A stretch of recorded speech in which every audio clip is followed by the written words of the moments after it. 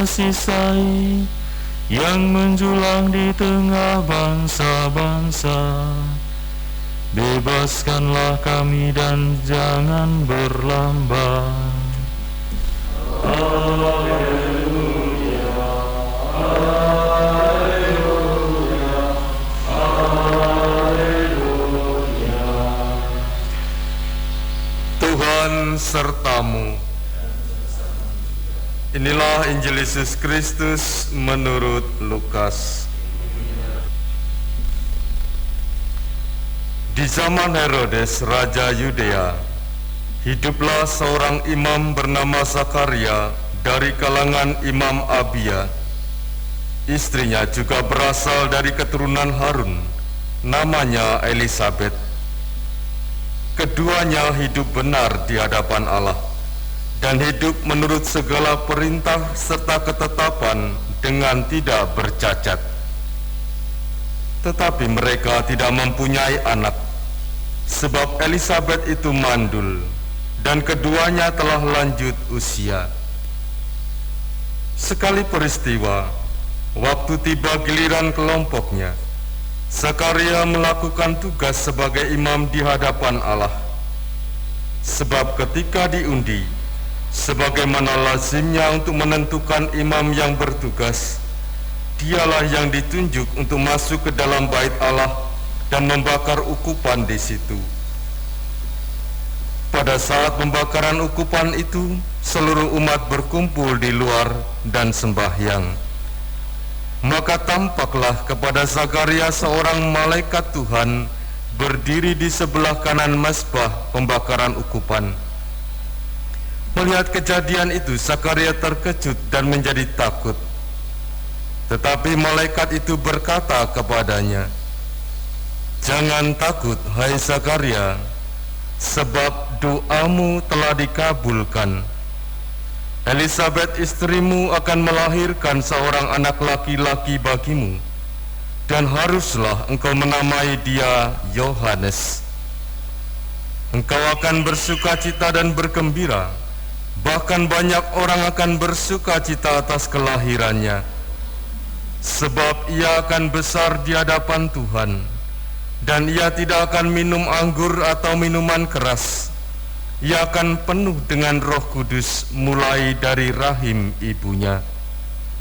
Ia akan membuat banyak orang Israel berbalik kepada Tuhan Allah mereka, dan ia akan berjalan mendahului Tuhan dalam roh dan kuasa Elia, untuk membuat hati para bapa berbalik kepada anak-anaknya, dan hati orang-orang durhaka kepada pikiran orang-orang benar. Dengan demikian, ia menyiapkan suatu umat yang layak bagi Tuhan." Lalu kata Zakaria kepada malaikat itu, "Bagaimanakah aku tahu bahwa hal itu akan terjadi? Sebab aku sudah tua dan istriku pun sudah lanjut umurnya." Jawab malaikat itu kepadanya, "Akulah Gabriel yang melayani Allah. Aku telah diutus untuk berbicara dengan engkau dan untuk menyampaikan kabar baik ini kepadamu. Sesungguhnya engkau akan menjadi bisu dan tidak dapat berkata-kata sampai pada hari semuanya ini terjadi, karena engkau tidak percaya akan perkataanku, yang pada waktunya akan terbukti kebenarannya." Sementara itu orang banyak menanti-nantikan Zakaria. Mereka begitu heran karena ia begitu lama berada dalam bait suci. Ketika ia keluar dan tidak dapat berkata-kata kepada mereka, mengertilah mereka bahwa ia telah melihat suatu penglihatan di dalam bait suci. Lalu Zakaria memberi isyarat kepada mereka, sebab ia tetap bisu. Ketika selesai masa tugasnya, ia pulang ke rumah. Tak lama kemudian, mengandunglah Elisabet istrinya, dan selama 5 bulan ia tidak menampakkan diri. Katanya, "Inilah suatu perbuatan Tuhan bagiku, Sekarang Ia berkenan menghapuskan aibku di depan orang. Demikianlah Injil Tuhan. Tidak ada kebahagiaan bagi pasangan suami istri selain memiliki anak dalam hidup rumah tangga mereka. Demikian kebahagiaan dan kerinduan ini menjadi milik orang atau pasangan-pasangan yang sudah lama tidak dikaruniai anak, apalagi mengetahui bahwa salah satu dari mereka mandul dan usianya sudah lanjut. Kerinduan ini juga dialami oleh Elizabeth dan juga Zakaria. Kerinduan ini senantiasa dipanjatkan, dipersembahkan dalam doa-doa mereka kepada Tuhan. Kerinduan memiliki seorang anak, maka mereka hidup dalam kehendak Tuhan, dalam peraturan-peraturan Tuhan. Mereka hidup tanpa cacat, dikatakan di sana, tanpa cacat. Tapi kadang-kadang kegembiraan, pewartaan kabar gembira, kerinduan itu juga bersama-sama dengan rasa putus asa dan juga rasa tidak percaya. Ini dialami juga oleh Zakaria ketika malaikat memberikan kabar gembira itu datang menemui dia ketika ia bertugas di bait Allah. Jangan takut Zakaria, Allah mengabulkan doamu, engkau akan memiliki seorang anak.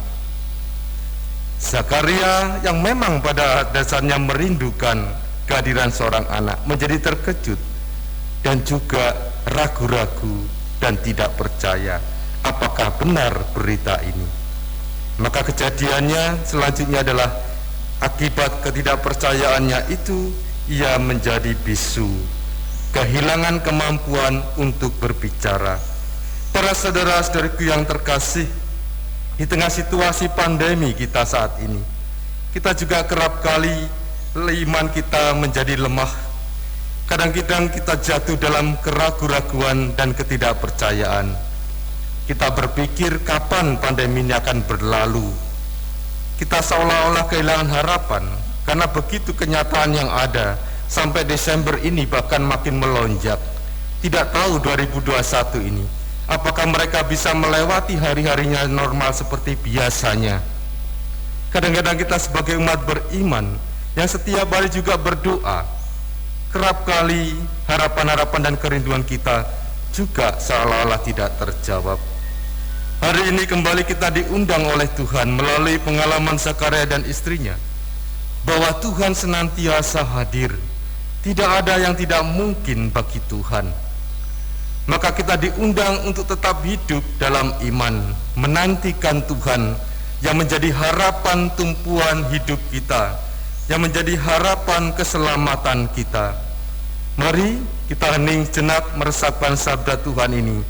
Semoga kita berani untuk tetap hidup dalam sabdanya bersama keluarga dan juga dalam setiap kehidupan, dalam setiap pelayanan karya tugas kita masing-masing yang kita lakukan seperti biasa, tetapi dengan penuh iman tanpa keraguan-raguan.